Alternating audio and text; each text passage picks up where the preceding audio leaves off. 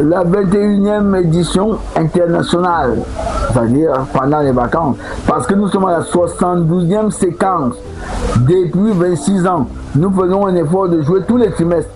On a eu un passage à vide pendant le Covid, mais sinon nous avons tenu notre pari.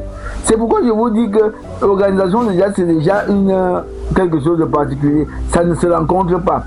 Et j'aime bien dire aux uns aux autres que tenir longtemps sur un cheval sauvage, c'est plus facile à dire qu'à faire.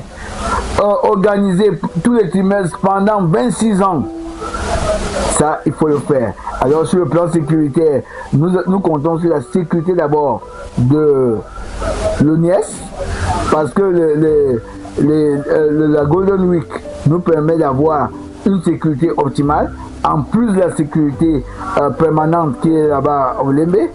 Et à côté d'elle, nous avons la sécurité minimum que nous mettons. Ils ne sont pas obligés d'être en tenue pour ne pas effrayer les enfants autour des stades de formation.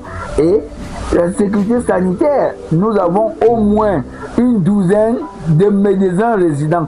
C'est-à-dire, c'est des médecins accomplis qui ont réussi au concours pour être formés comme médecins sportifs. Et nous avons une douzaine qui sera là. Cela fait que nous n'allons pas seulement nous contenter de suivre les enfants de semences olympiques et du tournoi. Si un enfant en bobo, peut-être en escrime ou bien au judo, les premiers soins peuvent être donnés gracieusement par le comité d'organisation semences olympiques.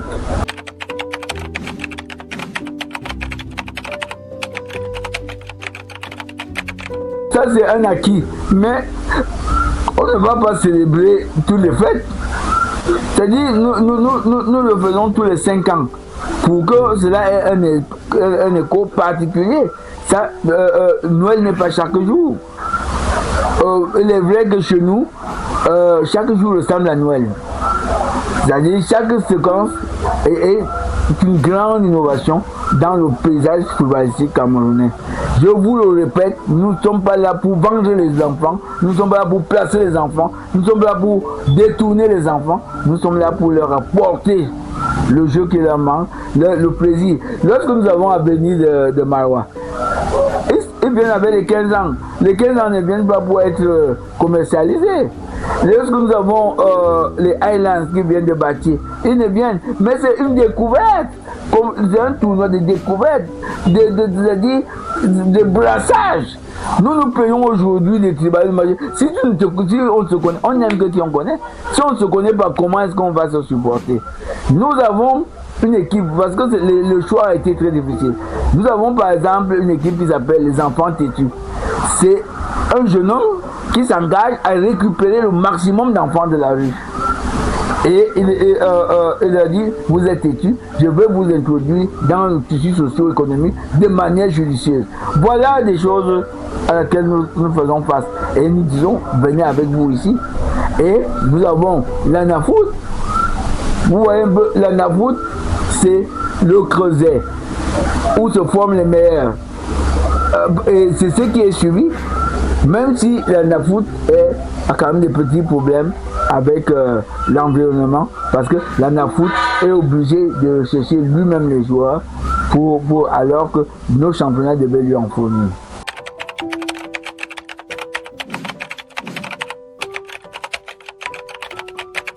Il n'y aura pas l'académie étrangère. Avant, on le faisait tous les ans, mais aujourd'hui, nous les voulons tous les 5 ans. Et nous avons fait un double chèque pendant 2 ans. Nous voulons d'abord prendre l'élan et de revenir en 2030. Certainement, il y aura des académies étrangères par rapport à l'organisation que nous ferons tous les ans jusqu'en 2030.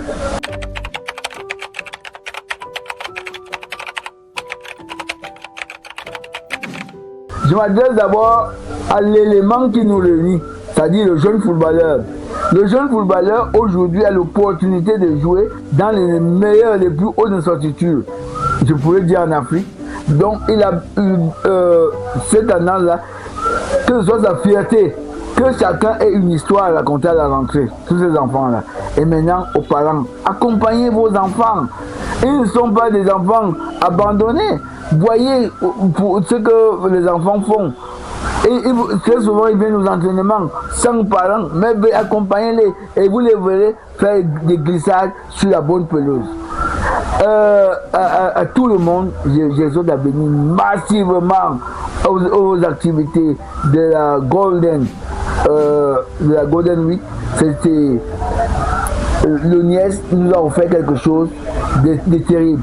C'est une opportunité que tout le monde doit saisir.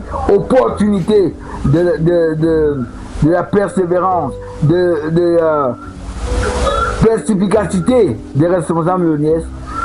Opportunité des infrastructures offertes par le chef de l'État. C'est ça la grande victoire que nous sommes en train de concrétiser. Rassurez-vous, soyez le plus nombreux. Si nous avons des infrastructures et que nous ne les faisons pas, c'est peine perdue. Et que ce ne soit pas des rumeurs, que chacun vienne. On va voir on va entrer dans les vestiaires des Lions, que chacun vienne. L'hôtel de 5 étoiles qu'on dit là, ça existe. Que chacun vienne voir et découvrir. Ce n'est pas fini, c'est le problème. Et je m'engage à prendre des photos à l'intérieur, dans les chambres qui sont les chambres témoins qui ont été présentées pour l'opinion publique. Ça, je vous dis, ça c'est le cadeau que je peux rendre à l'ONIES. Mais que les parents viennent découvrir cette infrastructure, elle est monumentale. C'est un don du chef de l'État et disons-lui merci en rendant ça. Aucune richesse n'est richesse si elle n'est pas utilisée. Donc utilisons ce qui nous est offert.